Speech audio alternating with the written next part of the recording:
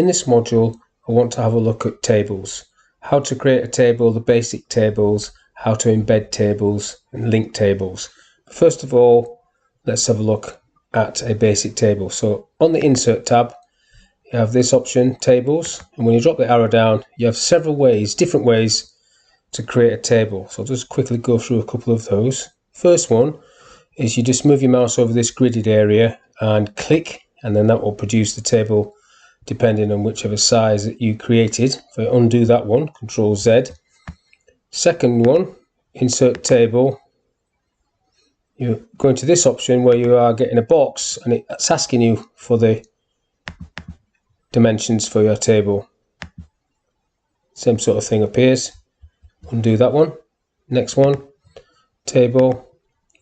You can draw a table where you get a pencil on the screen. You draw the outside elements first, and then you can go from top to bottom to draw a line, and then you can go across for a row, and you can even go diagonal both ways if you want, like so.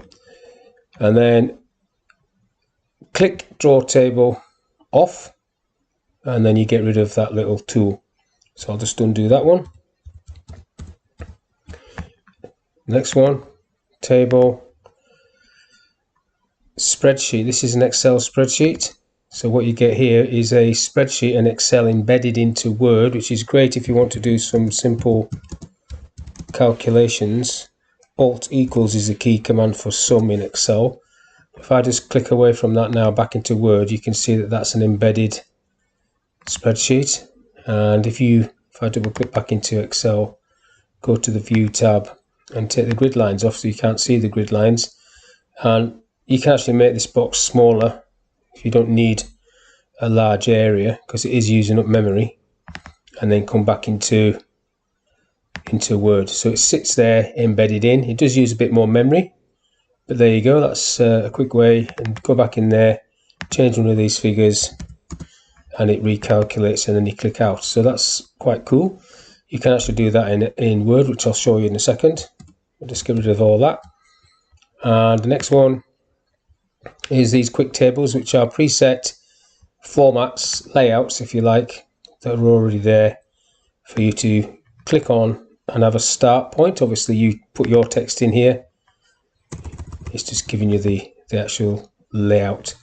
So I'll undo that. So first off, we're going to create a basic table and go through some of the features that you've got in a table. So I'll go 4x4, and what you have is a little indicator in the top left hand corner which you can click on to select the whole table, and a little box in the bottom right hand corner which you can drag to enlarge all of these cells together or make them smaller, whichever you want to do.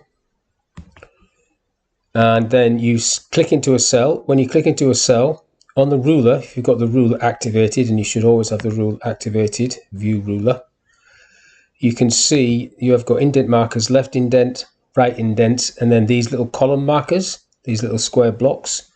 So you can actually move those columns to resize those columns, and if you hold your Alt key down while you're doing that, you'll get the measurements coming up on the ruler. So you can get the same measurements. The same thing will apply on the rows. Down this left hand side you can adjust the rows, and again if you hold the Alt key down you get the measurements, which is a bit more difficult to see. If you have to set a table up with precise measurements, that's what you can do. There are also features at the top here that you can use to set that up, because as soon as you add a table you get these tabs, Table Design and Layout, appearing. So you can set the width and heights of the whole table from there. For example, so if I say I want this to be that be 1 centimeter, say, by 2 centimeters, then you can set it from there. So you don't need to manually change this. I'll just undo that so it goes back to what it was on, which I can't remember exactly what it was, but that looks about right. So when you type, so let's do some titles. So name, you press your tab key to move across to the second column. Name, department, just do a deep depth, date, and email. No, let's not do email, let's do salary. And then you press tab again to come down, and then you can start filling it in. So I'm just pressing my tab key to come across. In fact, I'm not going to have date because it's going to take too long to type. What can I have there? Tel number. Then I can just type some random stuff in there. Same with salary. Do the pounds. Press tab again. So just type 3 people. They're both in the sales department. Different telephone number on different amounts. And then the last person can be Jones. He's in retail. Got a different telephone number and is on a different amount of money. So that's how you type it in. Now if you want an extra row, you don't need to worry about inserting rows at the top and things like that. Press the tab key again and you get an extra row and you just carry on. I will leave that there because I'm going to use it later on. Now, under table design, you've got lots and lots of different color schemes and design types, but I tend to not use those and do it myself. So if I highlight the whole row, this little toolbar comes up with some cool features that I can use. So let's make that grey, and let's say I want everything bold and everything centered on that top line. Everything else can stay the same. Now, if you decide you want to sort this table in alphabetical order, for example, if you go to the Layout tab, you've got a sort option, and when you click on sort, it gives you this sort of box. So you've got sort by name, which is what I want, and then we'll do it by department. It will only go to these, and then salary. It will only go to these second columns if there's a duplicate, and there isn't a duplicate, so it's just going to stay there. But it would do that for this column if I'd sorted that on department. I'll just click OK to that. It's put the blank column at the top, which is great. So I'm just going to get rid of that. So right click, delete rows. So what I did there was I just went into the margin, which is the selection area. Same for a paragraph. Right click, delete row. For now, I'll add that later on. Now I want to quickly add a row. Now to add a row, you can see as I move my mouse to the edge, I get a plus. If I click that, it'll give me a plus, a new row, and it's picking up the format from the top, which means if I type, it'll be bold. But I don't want that, so I'm just going to get rid of that. Right click, delete row again. There's lots of different ways of deleting things. You've got delete at the top there, you've got insert above and below, insert left and right, lots of different ways. But I want to insert above, so I'm highlighting the top row and then right clicking insert above, rows above, to give me a complete row above, which does want to be in the same format that I've got there. Then I'm highlighting that because I want to merge and center these, make that into one cell. And then I'm going to do a title, which is going to be accounts department, and that'll do. Now I want to split this off. So you've got split cells, which will split a cell into two. But you've also got split table, which will split this table into two. So if I click on there, on the line below where I want the split, and then I split the table, it will give me the option to split table like that. And then maybe you can do a title in the middle, whatever you want to call it, staff details 2020. Now that is aligned, center aligned within the page, not the table. So your table, my table is not going to the edge, which is a mistake I've made, but it doesn't matter for this. You can, before I split that, I should have pulled that to the edge, but I didn't, so that's my fault. Now, if you want to add these rows on every printed page, which at the moment is there's no need because it's only a few, but let's say you had lots of records. I'm just going to hold my tab key down to go down to the bottom of a second page. Well, just before I get to the bottom of the second page actually, and then I'm going to highlight that row, and then what you've got on layout is rows to repeat at the top, header rows. So if I click that, that'll hopefully work for me. On the second page, if I carry on going down, holding the key down, when I get to the second page, you can see the rows repeat at the top, and they will appear on every single printed page. Just clicking Ctrl Z a million times to get back up to the top. Now you can also put numbers. If I highlight the whole table and go back to home, you can put a numbered list on there, 1, 2, 3, but it puts it on everything. I don't want that.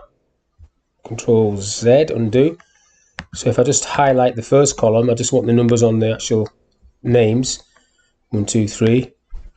And then what's really cool, if you highlight that row and move rule to the top, he becomes number 1 and Jones becomes number 2. Now I know I've messed up the sort there, but what I'm trying to show you there is that the numbered list just resorts itself, which is what I wanted it to do.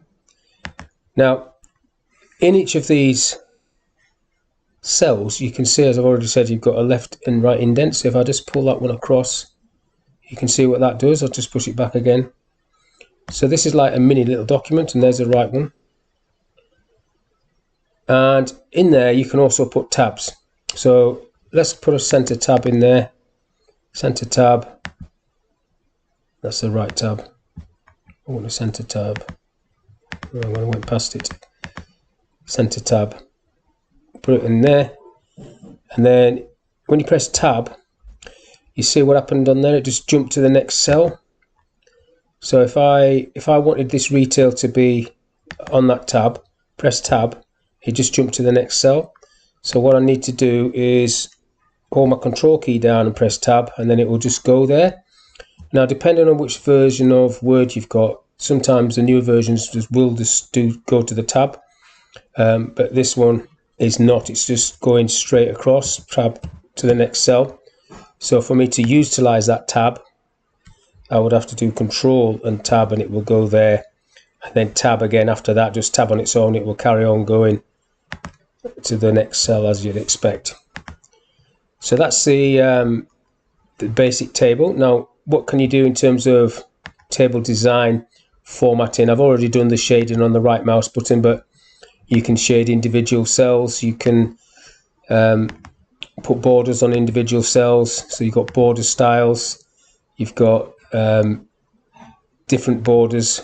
So I can put all borders is already on. But if I take the borders off, for example, no border on that cell, but you can still see a dotted line. If you go to layout, you've got view grid lines. So for example, if I take all of the lines off, if I go back to designs and go no borders, so there's no borders on, but you can still see those dotted lines. If I do print preview for a second, control P, you can't see, they're not going to print, so there's no lines on there. And if I go back into my table, if I go to layout, I can take the view grid lines off, and then you don't even see the grid lines. Not recommended, I don't think. I think you probably do want to see the grid lines because it's not going to affect the print preview. And then you can, if I go back to the borders, you can change the border color, border width, border style, pen color, put red on there for example, and then what you do to the borders thereafter will take these settings. So for that cell, I've clicked on there. If I change this back to something smaller and a different color, let's go for blue. You probably won't see blue. Can't see blue, it's too thin, but you get the idea. You can basically change the criteria for each of these cells here, and then you apply it through the borders box, and then it's applied to whichever cell or cells you've got selected. And I've already told you can move that. Now to delete all of this, when I click on this, selects a table, press delete, nothing happens. Just deleted the text, which is strange. Delete, nothing happened. Right click, cut, disappears. And that's basically what you have to do. Cut the table out of the way, get rid of everything. So what I want to do is do a draw table. So insert tables, draw a table, and just go through some of those features again, just to show you that you can do all of this. Draw a few columns like so, and then a few rows. So usually when you draw a table, you don't get things accurate the first time, so you do probably need to use, if I take the draw off You've got the eraser if you make a complete mess of it. But you've got, if I highlight these 3 columns, for example, you've got distribute rows and distribute columns evenly, so that made them even. And if I come down and do the same for the rows, if I just highlight these rows, distribute rows, that makes them all nice and even. Now if I type my name in one of these cells, it sits in the top left hand corner, but you've got these 9 different options of alignment, so you can position this wherever you want, like that. However, if I press enter, let's see what happens now. So what's happening now is it's not going in the center, because if I put show hide on, show hide, it's got a line space there, so that will not center until I get rid of that, and now it's centering. Look, take the show hide off. So if you ever have a problem with aligning text within a box, have a quick look at show hide to see if there's nothing else being pressed. Nobody's pressed enter, basically. It's not a great thing if somebody has in a table. You've got text direction, so you can spin this around. So basically, if you wanted to put income in there and you want that to go on its end, whichever way, and then you've got still got the center buttons, so you can put that in the middle, and then you can create a table like so. So it's quite easy to create a very dynamic looking table. You've got auto fit features there for a particular part of the table. Coming across here, you've got all different things. And properties, if you go into properties, you can set the table where it sits in terms of text. So it's on the left margin at the moment, but you can put it in the center, the table in the center if you want. I will put that on there. Let's just see what that does. So let's just move that across a little bit. Go back in there. You've got wrap text around, and then you've got row information, which you've also got there, column and cell, which is all this sort of stuff I've just been doing there. So if you can't find it on the ribbon, go into properties. Table design is all about colouring in, really. We've already gone through that. Now let's get rid of all this. So I'll click on the top left hand. Oh, before I do that, one more thing. You can insert a table inside a table. So if I go insert table, you can create things like that. So you've got like a little ticky boxes if you want to put insert a tick box in there, or whatever it is, some options you might want to do. So I'll just delete that one off, get rid, cut, if I can get it, cut, and cut that one. And then I want to do one more little table. I'll just do a 3x3 table, so just call it name, and then we'll have Steve and Bob. That's only because it's easier to type. Salary, and then we'll just give them some figures. Pounds 21,000 and pounds 21. Don't know why he's got more. Want an extra row underneath that, and then we can have totals. And what we can have there is annual. No, not annual, monthly. Just to show you some formulas you can do here. So if I want to add up these two salaries, I showed you earlier on that you can embed a Word document, but you don't actually need to do that because you've got formula options in Word itself. So if I click on formula on the right there, it defaults to sum above, and then you've got a number format, like so. I want it like that. There are functions you can use as well, not many, but there are a few. Now the big difference between this and Excel is it is not dynamic, and I'll show you what I mean by that. If I click OK to that, that's worked that out. So therefore the formatting on these top two should be similar, otherwise it looks a bit odd. And then if you change that, so if I give myself a pay rise, so I've gone up to 25,000, in Excel that would have automatically updated, but in Word you have to use the F9 key, which updates fields, to update that information. So I'm just going to press F9, the F9 function key, and then that recalculates. If I just do undo, so it was on 42, redo, it's now on 46. So that's a downer, but it's not a massive downer. So you can create lots of templates with formulas in, and when you print things off, you can set it up so it updates fields, or you could just have a macro button to update fields, or just remember to do F9. In this cell, I just want to divide that by 12, so you don't need to use the sum function. I can just do the formula in there. So I don't want sum left, so I'll just get rid of the sum left, and I need to refer this as, that's column A, column B, and that's row 1, row 2, so that is cell B2, so it's going to be equals B2 divided by 12, and that's all I want to do. And then paste the number format in, and then click OK. So it's divided that. Now I can't, in Excel I would be able to pull this down and it would automatically, dynamically look at that B3, but in Word it is not dynamic as I've already said.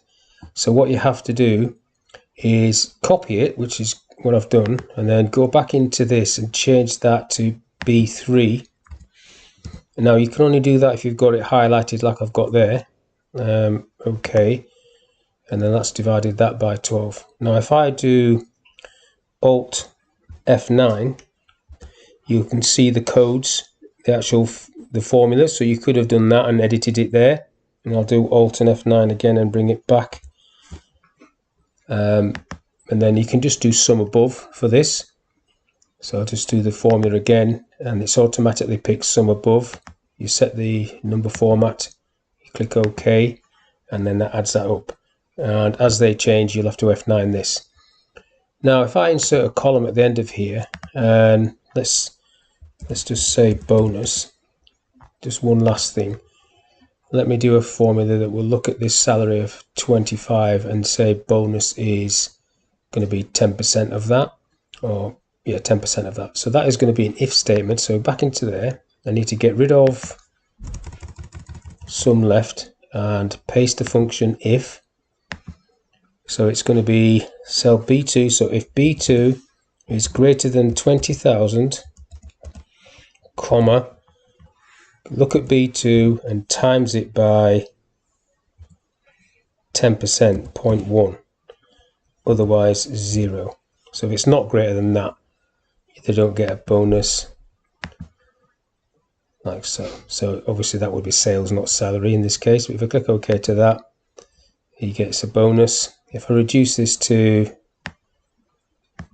19,000 and then copy this formula down, this guy should not get a bonus because it's not true. But I'll have to go and edit that to say B3, and that one's going to be B3 as well. Click OK. He gets 0 bonus, which is correct. Now if I highlight the whole table, because that figure is not correct, and so now there's this one because they haven't been updated, and then do the F9, everything should be updated, and it did. So if I give him, let's say it goes over again, all I now need to do is click on that, do the F9, and everything should update. And the last thing there is a formula to add those two up, which is already there, sum above, and then you paste the format, and there it is. So that's it. That's all I want to talk about on tables. So hopefully you've enjoyed that, and thank you for your time.